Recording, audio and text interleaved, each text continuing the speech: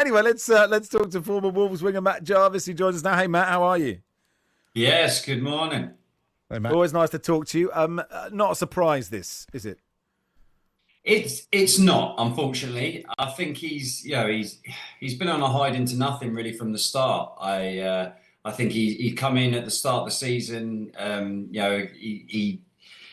He had a really difficult start. He done really well. He galvanised the team. I think the fans had sort of taken to him. I think the players, obviously, they were straight. They all were behind him. The way that the style of play, the enthusiasm, everything turned quite quickly. But then he's had to sell his best players. He's not been able to reinvest, I suppose, as much as he would have liked. It's all been a bit last minute. And the start of the season with the fixtures, that was a really difficult start. And then you were just waiting for this period where it was like the Southampton at home game was going to be the turning point, which they won, and you thought this is it. And then they had an unbelievable result at Fulham away, and then you really thought that was going to be it. But then the performance and the results after that have just not been good enough. And I think his interview after the game yesterday sort of summed up. He's telling he doesn't really know why the players aren't doing their roles and responsibilities from set plays. He said he's worked on it and he can take it on the chin, but they're just not doing what they've been asked. And it looked a little bit defeated, which is a massive shame.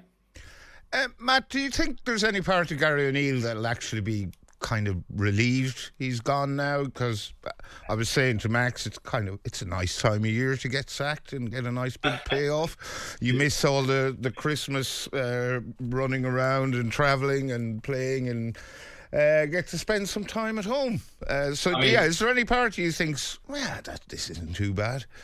He might have a nice Christmas now, but I think it's just the relentlessness of, he's getting scrutinised. He's getting, everyone's talking about him. Everyone's saying he's going to be sacked, but he's battling on and he's trying his best to get the team together and turn it all around. And it's exhausting, I'm sure. So, in a positive way, yes, he deserves a little break and he's gonna have it at the best possible time.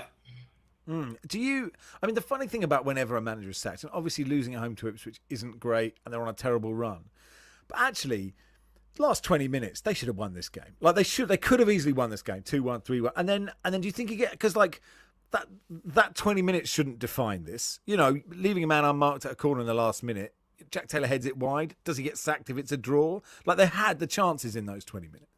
Yeah, absolutely. But they've had the chances in all of these games. They really have. They've got a great squad of players. Cunha's their star player, and they've had chances in all of these games that they've had the start of this season. They've been unfortunate with a few decisions, but like every club, they've got to get past that, and it is these defining moments. They've defensively haven't been good enough.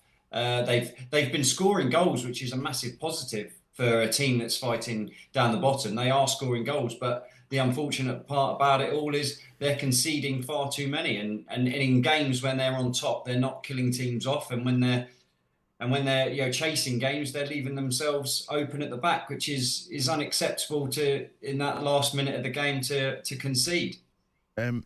Matt, at the end of last season in the run-in, Wolves lost 9 of their last 13 games. I think they only won 2 of them. And O'Neill was given, and all his staff were given new, improved deals, which I found quite baffling, considering how poor they were towards the end of last season. But were you surprised by that? I think on that it was because of the start of the season for me. The sort of the big change around right at the start when he'd come in. He had like 2 days, and they had a fantastic performance against Man United, where. Yes, they then went on a few games where the performances were great, and then they started to turn the corner. I think it was more for that. I don't think anyone envisaged what has happened. I don't think they even thought that they would be anywhere near it. I thought they'd be mid-table pushing up the league. And the squad, at that particular time, you're looking at it, whether the powers that be knew that they were going to be selling their best players. But I imagine that Gary O'Neill and his staff didn't really think that was going to be an option.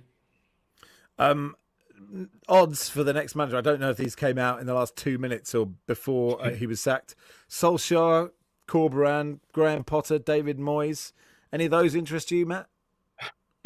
Well, I think Solskjaer was there at the game, wasn't he? Which is not always a nice thing for Gary O'Neill to see. Whether that was because he was, supporting his mate and McKenna, but the thing is now Wolves they do have a good squad.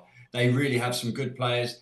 Obviously, the firepower going forward is good, so they're going to need someone that's, if you're looking at that and you're thinking David Moyes that can go in and he's going to be pragmatic and he's going to be able to shorten everything up at the back, and he knows how to win games. He knows how to get through the teams. But as a fan, are they going to want just to stay in the league? Are they going to want to watch good football, or is it going to be just to the end of the season that they need to stay in the league and that's all that they care about? So there's lots of different parts of what the owners are going to have to be starting to look at and think, how is our football club and what type of manager do we want? I mean, Graham Potter's a great one, but is he going to want to go there? According to the Times today, Moyes and Potter have both already been approached and reported to have said no. So, well, there we are. Go. Things are looking up, aren't they? Hey, thanks for coming on, Matt. Appreciate your time. Pleasure. Thanks, Matt. Good stuff. Former Wolves winger, Matt Jarvis. Andy Mitten from United We Stand, by the way, just tweeting, don't read too much into Solskjaer being at Wolves yesterday. It's a long-planned trip. He travelled to England with his family. He's a football geek, and he wants to see Ipswich as his friends Kieran and Martin are coaches, and Ole's son supports Ipswich. So there's some in-the-know information, Barry. I'm not sure we've delivered any more information than in those last 10 seconds, but there we are. Gary O'Neill's been sacked by Wolves. If you're just joining us, we'll do more Premier League review in just a second. On AM, on DAB, via the talkSPORT app and on your smart speaker. talkSPORT.